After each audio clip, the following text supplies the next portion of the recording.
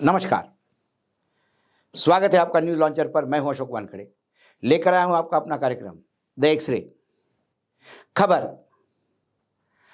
मुंबई के सबसे पॉश इलाके बांद्रा में हाई सिक्योरिटी जोन वाली बिल्डिंग में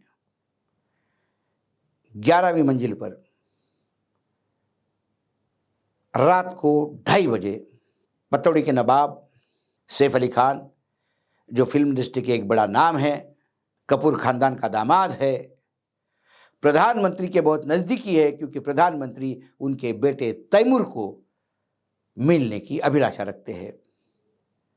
उस हाई प्रोफाइल का एक्टर यदि रात को 2:30 बजे उसके घर में घुस के कोई उस पर हमला करता है, तो फिर आम मुंबई कर सुरक्षित कहां? कई एंगल है, कई दृष्टि से इसको जब मैं एक्सरे से देखता हूं तो मुझे कई कहानियां दिखती है। पुलिस कहती है कि एंट्री फ्रेंडली थी, इसका मतलब घर का दरवाजा किसने खोला था।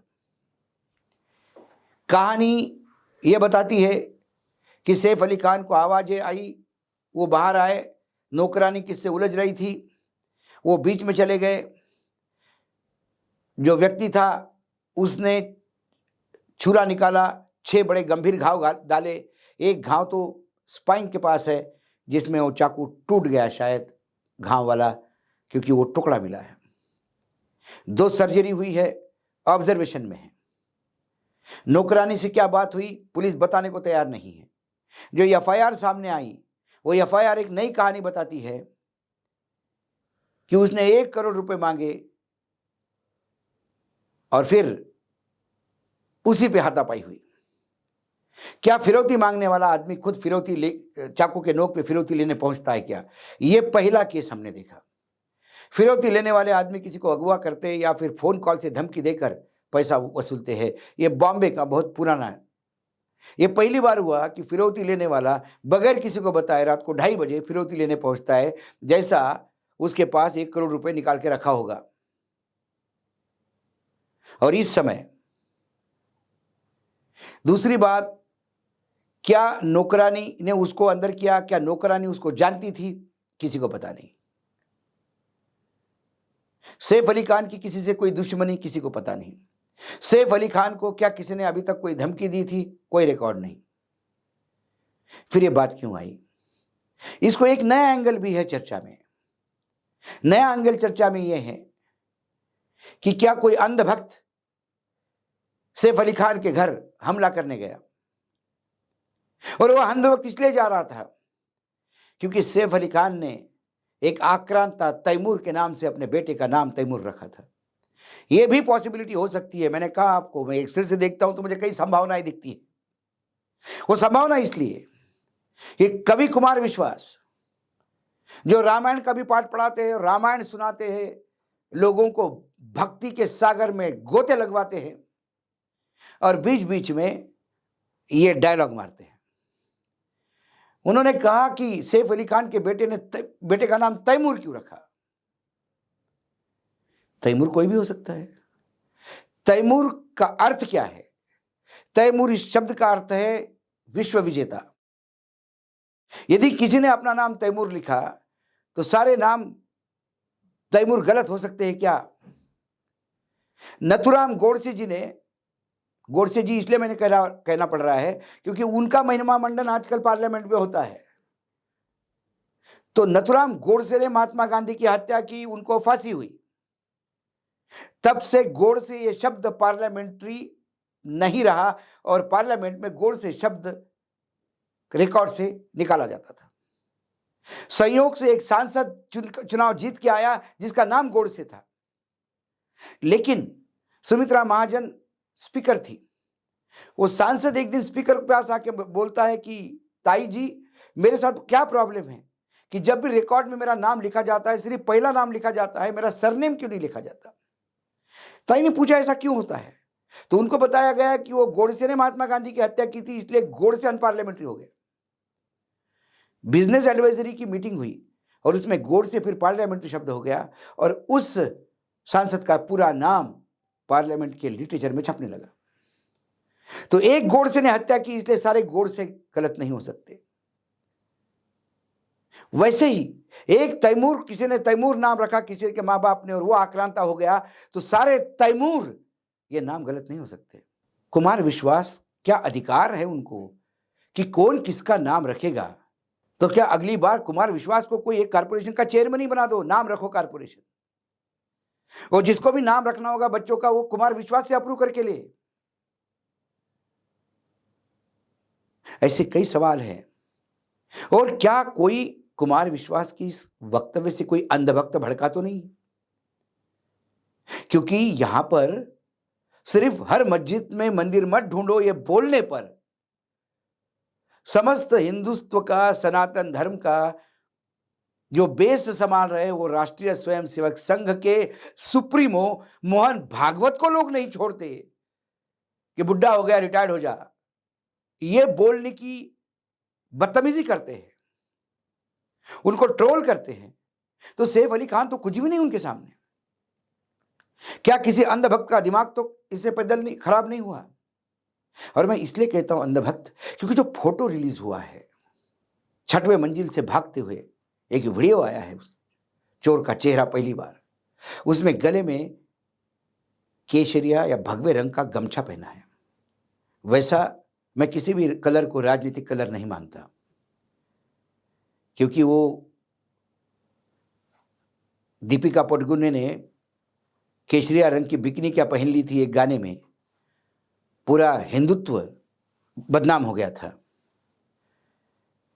लेकिन उस गाने में दीपिका पादुकोण ने कम से कम 5-6 बिकनियां पहनी हैं, और हर कलर हिंदुत्व में कहीं ना कहीं माना जाता है। जो हरा कलर मुसलमानों का माना जाता है, हमारे यहाँ सौभाग्य का माना जाता है। काले कलर तक शनि का कलर काला बोला जाता है। ऐसा कोई रंग नहीं है जो सनातन धर्म में पूजित नहीं है, पूज्य नहीं है। लेकिन फिर आपको यदि किसी को बदनाम ही करना है, आपको इश्यू ही चाहिए, पब्लिसिटी ही चाहिए, तो ऐसे स्टंट होते हैं। तो क्या उस स्टंट की वजह से कोई अंधभक्त तो नहीं पहुंचा था? जो एफआईआर आती है वो बोलता है कि एक्सटॉर्शन मनी मांग रहा था। पुलिस कहती है कि फ्रेंडली एंट्री थी। कई एंगल्स है उसको। और फिर केजरीवाल से लेके तमाम विपक्षी दल महाराष्ट्र सरकार को पूछ रहे हैं कि ये सुरक्षा व्यवस्था कैसी? इस लॉ एंड ऑर्डर का प्रॉब्लम है। देवेंद्र फडणवीस तुरंत रिएक्ट हो गए, पूरी भाजपा टूट पड़ी और उन्होंने कहा कि ऐसा एखादा बिरला यदि कोई इंसिडेंस हो तो उसके लिए पूरा महाराष्ट्र की सुरक्षा पे सवाल न उठाए। मुंबई सबसे सुरक्षित शहर है। हाँ है। मुंबई में विधायक दिन दहाड़े घर में गोलियों, और उसको भूनने वाला बताता है कि हाँ हमने मारा उसको क्योंकि वो सलमान खान का दोस्त है। और जो गैंगस्टर है वो गुजरात के जेल में मेहमान बना हुआ है। मुंबई सुरक्षित है। छोटी छोटी बच्चियां स्कूल जा रही थी, उन बच्चों के साथ व्यभिचार होता है। स्कूल किसी अपने वालों का है इसलिए एक्शन नहीं होते। एक आदमी पकड़ा जाता है, उसका इनकाउंटर होता है, आगे सारा इन्वेस्टिगेशन रुक जाता है। मुंबई सेफ है। आज बीजेपी को तकलीफ हो रही है कि अरविंद केजरीवाल सवाल क्यों पूछ रहा है। वही तकलीफ उद्धव ठाकरे को हो रही थी जब 2 साधु पालघर में मारे गए थे और पूरा देश उद्धव ठाकरे को सनातन धर्म के हत्यारे के रूप में बोल रहा था। यही देवेंद्र फडणवीस तब पानी पी के कोस रहे थे उद्धव ठाकरे की सरकार को कि 2 साधुओं की हत्या करवाई। एक पत्रकार बंधु हमारे यहां तक पहुंचे कि सोनिया गांधी ने पोप को फोन करके बोला कि मैंने आपका काम कर दिया है। यह क्या था? यदि वो राजनीति थी तो आज विपक्ष राजनीति करता है तो इतनी तकलीफ क्यों?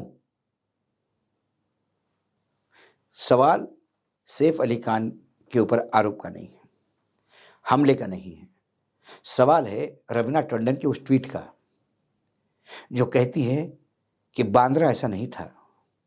आज चेन स्नैचिंग होती है, टेलीफोन स्नैचिंग होती है, ज़मीन ग्रैबिंग होती है, लोग अतिक्रमण करते हैं, जहाँ वहाँ ठेले लगते हैं, मोटरसाइकिल वाले स्पीड से घूमते हुए स्टंट करते हैं और बांद्रावासी सहमे हुए घर में बैठते हैं। अब घर में भी सुरक्षित नहीं है। आप सहमे हुए घर में भी बैठो तो घर में घुस के मारेंगे वाली बात होती है। मैंने कई एंगल से बताया। मैं ये नहीं कह रहा हूँ कि इसमें भगवा एंगल भी है। मैं ये नहीं कह रहा हूँ कि कुमार विश्वास की वजह से ही हुआ, लेकिन वो भी हो सकता है।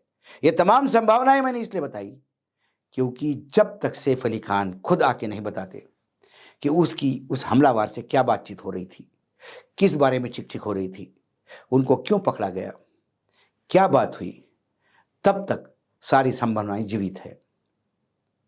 क्योंकि संभावना पे ही कुमार विश्वास भी बोलते हैं।